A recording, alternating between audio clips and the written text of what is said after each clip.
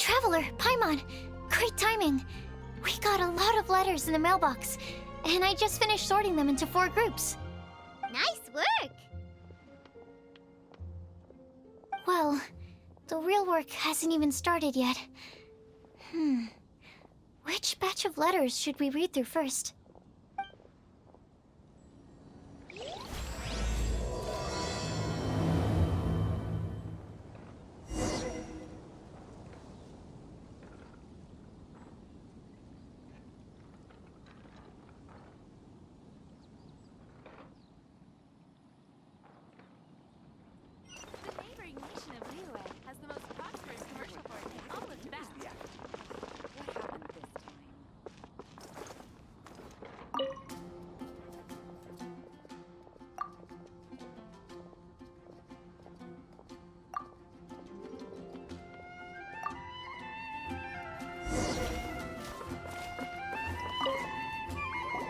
Let me quickly summarize what we found out about a flower that is not of this world. Tighnari believes that on closer examination it might be logically paradoxal, while Albedo says that his answer would be better discussed at length in person. As for my answer, I think a clock in the shape of a flower would constitute one that is not of this world. Here's what we've gathered regarding a guide who will never get lost. Mona said that she'd like to join us in uncovering the secret behind the prophecy, while Bennett suggests Fischl, Mona, or the Traveler as potential candidates.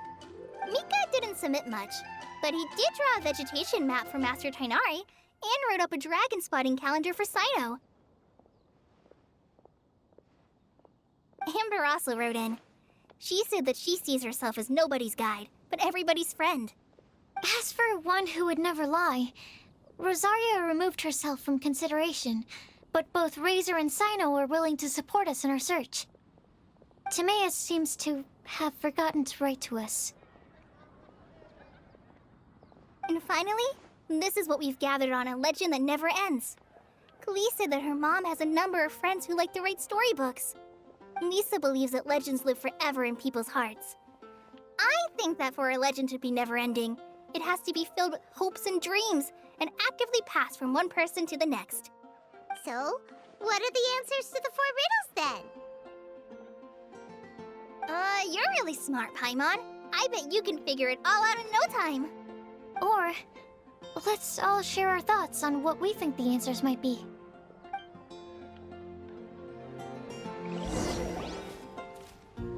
Wait! Wait for me! Oh, TIMAEUS! What brings you here? I'm sorry, I really am. The time just got away from me and I didn't get around to writing that letter.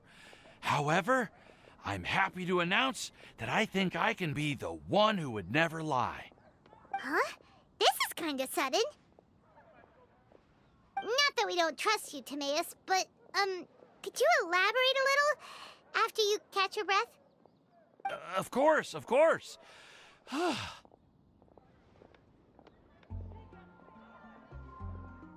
Do you still remember the time I, collaborated with a certain Miss YING'ER? Well, basically, she helped me out a lot with my research into potion making once, and, well, we've stayed in touch through letters ever since. Wait, so YING'ER is the girl from Liyue that Sucrose mentioned earlier? We always assumed you were hard at work every time we saw you at the crafting bench. So you've just been writing letters to YING'ER the whole time? No, I mean, not all the time. I've done some work too. And anyway, our correspondence covers a lot of serious topics, like perfumes, potions, alchemy. Anyway, a few months ago, I made a vow to the heavens that I will be true to myself and never utter an insincere word until the day that I've managed to win Miss YING'ER's heart. So, at Star Snatch Cliff, you were picking Cecilia's as a gift for YING'ER? Well, that's right. The Cecilia flower is said to represent a once wayward heart transformed by the power of love. I couldn't think of a better flower to give than that. I know full well that Miss YING'ER is far more knowledgeable than I in both the ways of the world and the ways of our craft, but I thought I should make the effort for once and put myself out there. Which brings me to the subject of the last few days and the Windbloom Festival. I thought it was time for me to invite Miss YING'ER to Mondstadt. But yesterday, Albedo told me that Sucrose has been working hard to help another girl achieve her dream. Huh?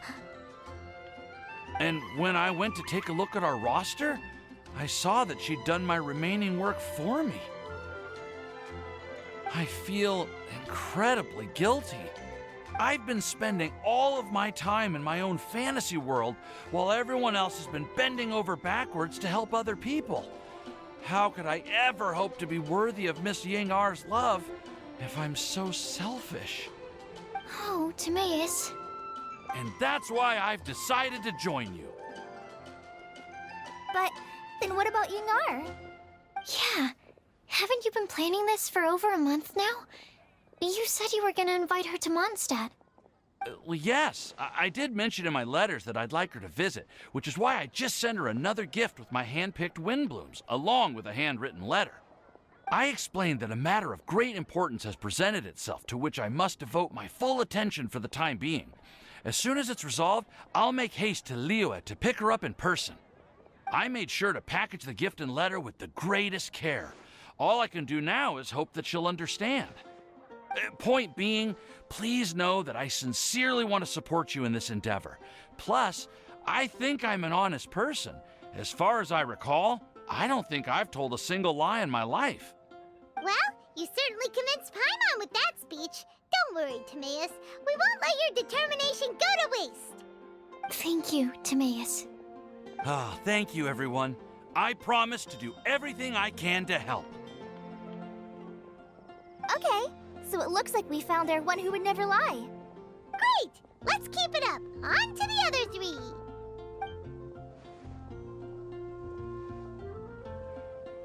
Okay, Paimon will do the honors. Ahem. We have with us here the flower, the guide, the legend, and Timaeus.